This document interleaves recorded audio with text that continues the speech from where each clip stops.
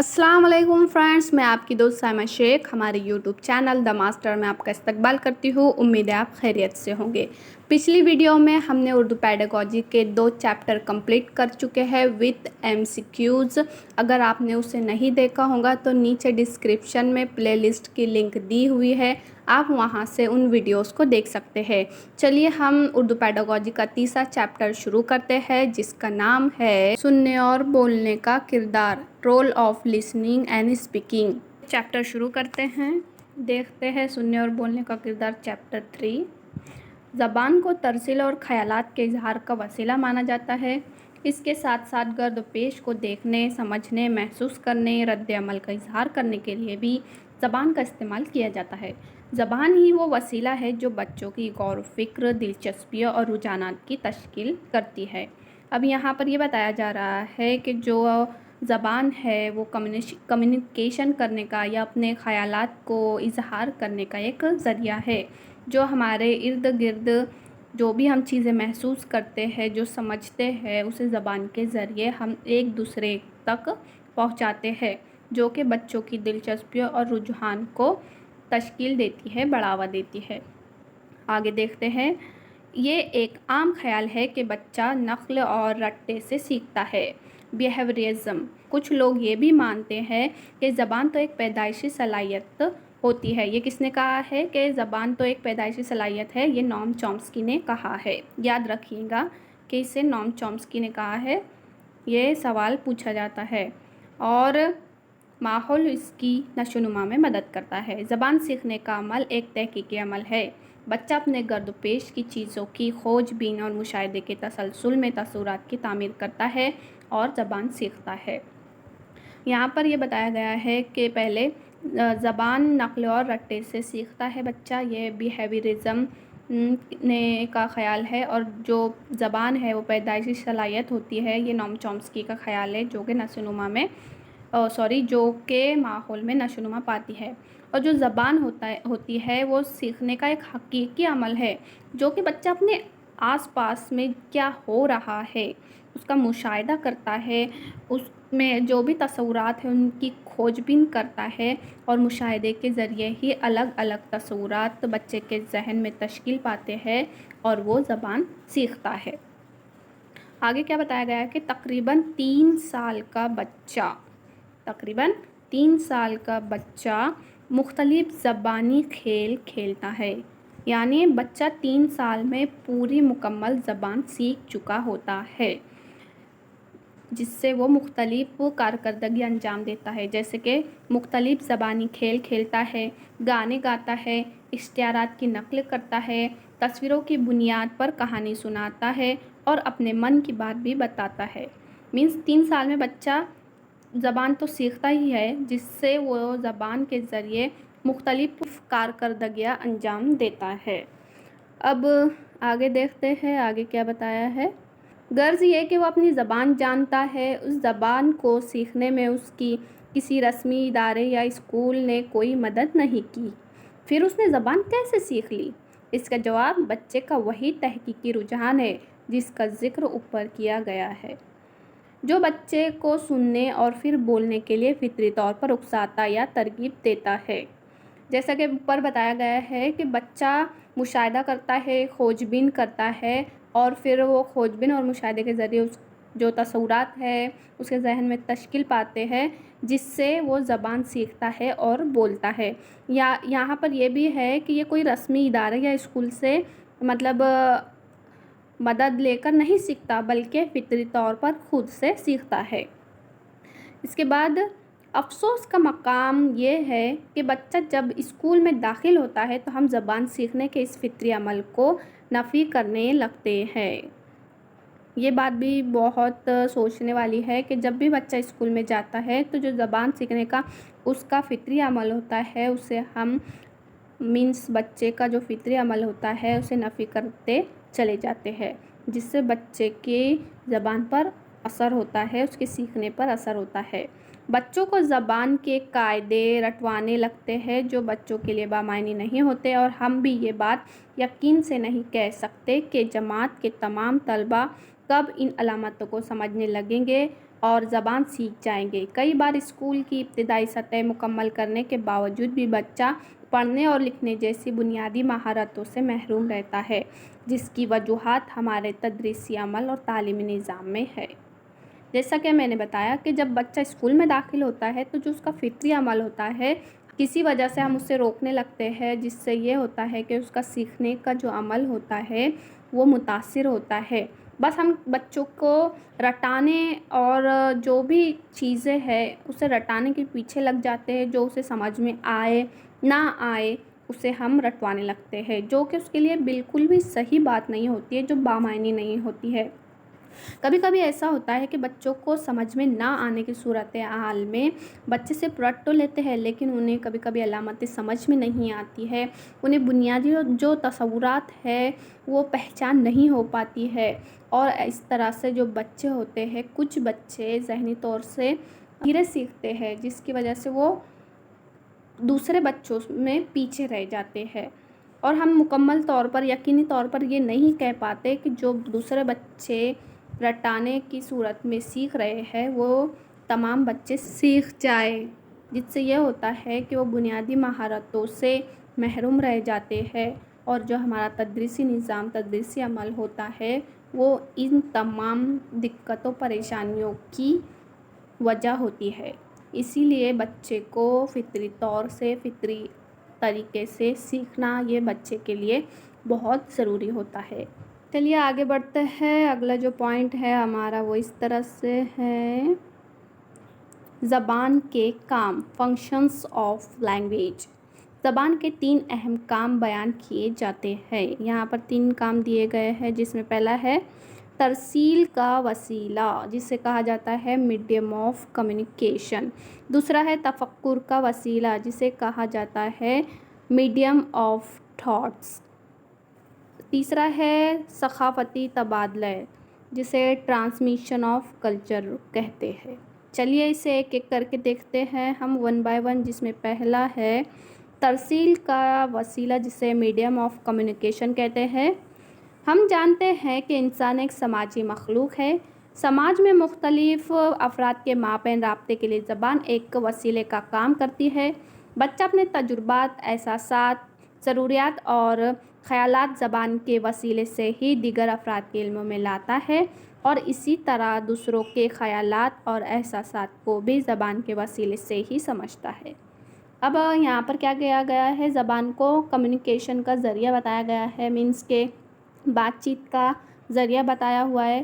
یہاں پہ یہ بھی کہا جا رہا ہے کہ جو انسان ہے وہ سماجی جانور یا سماجی مخلوق ہے، جو سماج میں رہنا پسند کرتا ہے، اور سماج میں رہ کر وہ ایک دوسرے سے رابطہ کرنے کے لیے زبان کا استعمال کرتا ہے، اور جو بھی اس کی جو تجربات ہوتی ہے، اس کی ضروریات ہوتی ہے، جو بھی اس کے خیالات ہوتے ہیں، وہ ایک دوسرے سے زبان کے ذریعے ہی شیئر کرتے ہیں، ایک دوسرے کو بتاتے ہیں، اور جو بھی ان کے احساسات ہوتے ہیں، جو بھی ان کی ضروریات ہوتی ہے، وہ زبان کے ذریعے ہی سمجھتے ہیں یا دوسروں تک پہنچاتے ہیں۔ مینس یہاں پہ یہ بتایا گیا ہے کہ ہم زبان کے ذریعے اپنے خیالات، جذبات، احساسات، ضروریات کو ایک دوسرے سے تبادلہ خیال کرتے ہیں۔ امید ہے سمجھ میں آیا ہوگا آپ کو۔ آگے بڑھتے ہیں۔ دوسرا ہے تفکر کا وسیلہ، جسے کہا گیا ہے میڈیم آف تھاٹ۔ زبان اور فکر، لینگویج اینڈ تھاٹ، ایک دوسرے کے لیے لازم و ملزوم ہے۔ اگر زبان نہ ہوتی تو ہم اتنے پیچیدہ خیالات سوچ بھی نہ پاتے۔ دوسری جانب ہماری غور و فکر نے ہی زبان کو جلا بخشی ہے اور اسی کی نشو و نما کی ہے، یعنی زبان سے فکر ہے اور فکر سے زبان ہے۔ یہاں پہ یہ بتایا جا رہا ہے کہ جو زبان اور فکر ہے یہ لازم و ملزوم ہے، مینس کہ اگر ایک نہ رہے تو دوسرا بھی نہیں رہے گا۔ زبان سے ہی زبان کے ذریعے ہی ہم اتنے پیچیدہ خیالات کو سوچتے ہیں۔ غور و فکر جو ہے وہ زبان کو عروج دیا ہے، جلا بخشی ہے اور اس کی نشو و نما کرتی ہے۔ مینس کہ اگر زبان ہے تو فکر ہے، اور اگر فکر ہے تو زبان ہے۔ مینس کہ لینگویج ہے تو تھاٹس ہے، تھاٹس ہے تو لینگویج ہے۔ جب تک کہ تھاٹس نہیں آئیں گے، ہماری کو غور و فکر نہیں کریں گے، تب تک کہ ہم اسے زبان کے ذریعے کیسے بیان کریں گے، اور اگر ہمارے ذہن میں تھاٹس یا جو بھی سوچ ہمارے خیالات ہے وہ ہمارے دماغ میں آئیں گے، اور اگر ہمارے پاس زبان ہی نہیں رہیں گی تو ہم کیسے اس سے دوسروں تک پہنچائیں گے؟ اس لیے زبان ہے تو غور و فکر ہے، غور و فکر ہے تو زبان ہے، لینگویج ہے تو تھاٹس ہے، تھاٹس ہے تو لینگویج ہے۔ آگے بڑھتے ہیں۔ زبان انسان کو غور و فکر کے لیے بنیاد فراہم کرتی ہے۔ بچہ جو بھی اظہار خیال کرتا ہے یا کسی بھی معاملے یا صورتحال پر اپنا رد عمل ظاہر کرتا ہے، اس کی بنیاد زبان پر مبنی غور و فکر ہی ہوتی ہے۔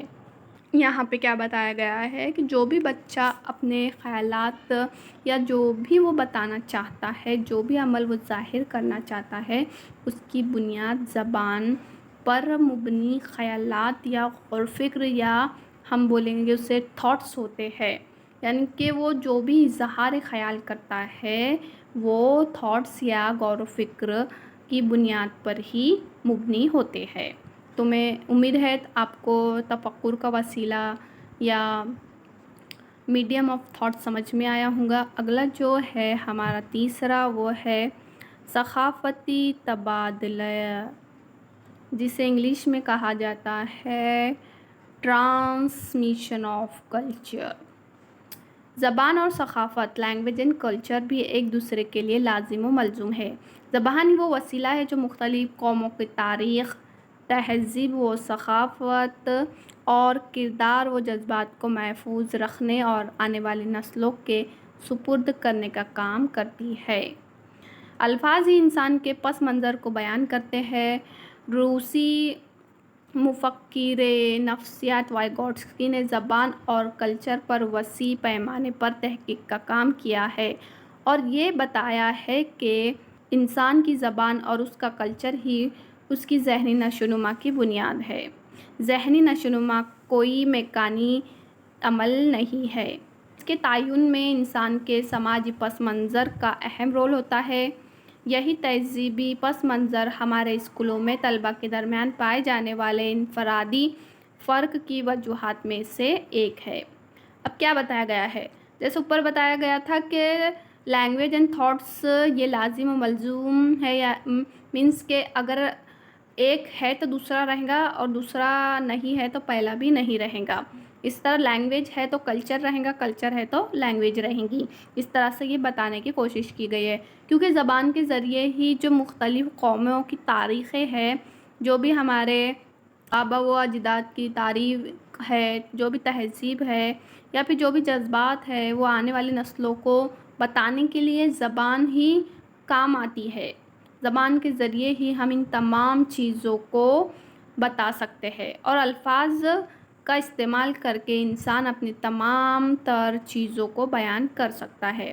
اب یہاں پہ یہ بھی بتایا گیا ہے کہ جو روسی مفکرین ہے، جو روسی مفکر نفسیات جسے وائگوٹسکی نے یہ بتایا ہے کہ زبان اور کلچر یہ انسان کی ذہنی نشوونما کی بنیاد ہوتا ہے اور ذہنی نشوونما کوئی میکانیکی عمل نہیں ہوتا۔ مینس کہ وائگوٹسکی ہمیں یہ بتانا چاہتے ہیں کہ جو انسانی ذہنی نشوونما کی بنیاد ہے وہ زبان اور اس کا کلچر ہے۔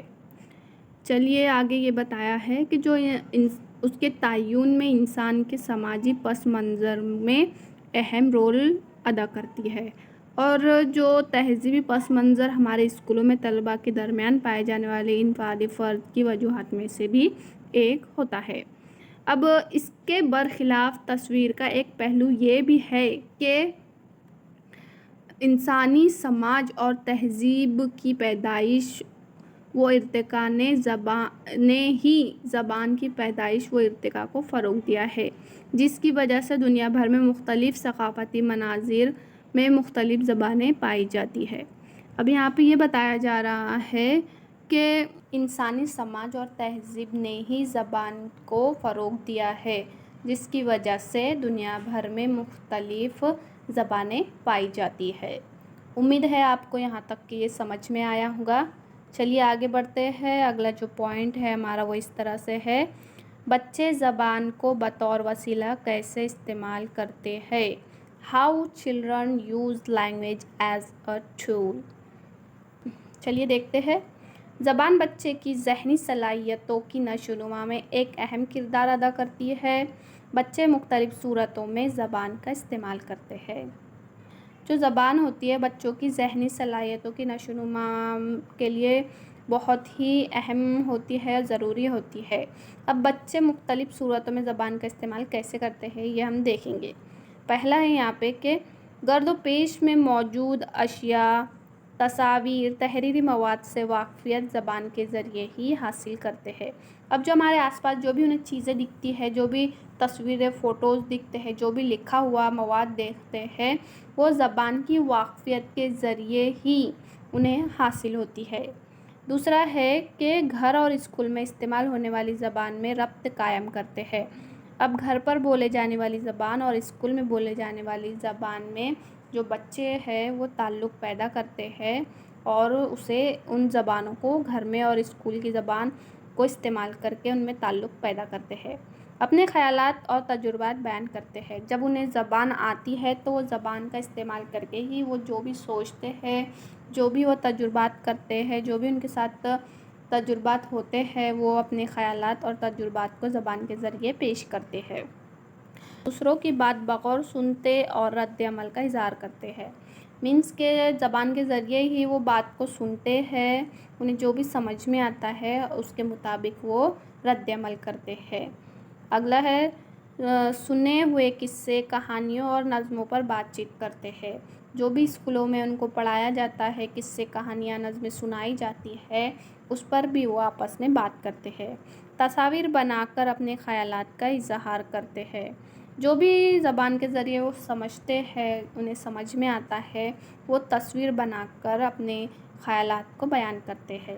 نظموں اور کہانیوں سے لطف اندوز ہوتے ہیں، مینس کی نظمیں سنتے ہیں اور اس سے انہیں مزہ آتا ہے اور وہ لطف کہانیوں اور نظموں سے اٹھاتے ہیں۔ زبان کے ذریعے اپنے تحقیقی رجحان کی تفشی کرتے ہیں۔ اب زبان کے ذریعے ہی ان کا جو رجحان ہے، ان کو جو بھی ان کا تحقیقی رجحان ہے اس کی وہ تشریح کرتے ہیں۔ امید ہے آپ کو میں نے جو بھی بتایا وہ سمجھ میں آیا ہوگا۔ آج کا جو ہمارا چیپٹر ہے وہ یہی ختم ہوتا ہے۔ بہت ہی چھوٹا چیپٹر تھا، آپ کو سمجھ میں آیا ہوگا۔ اگر آپ کو ویڈیو پسند آئی ہوں گی تو اسے لائک کیجیے، شیئر کیجیے، اور اگر آپ ہمارے چینل پر نئے ہیں تو اس سے سبسکرائب کرنا نہ بھولیں اور بیل آئیکن پر پریس کیجیے تاکہ آپ کو ہماری نیو ویڈیو کی نوٹیفیکیشن وقت پر ملتی رہے۔ انشاءاللہ ملتے ہیں اگلی ویڈیو میں نئے ٹاپک کے ساتھ۔ تب تک کے لیے اللہ حافظ، اللہ نگہبان۔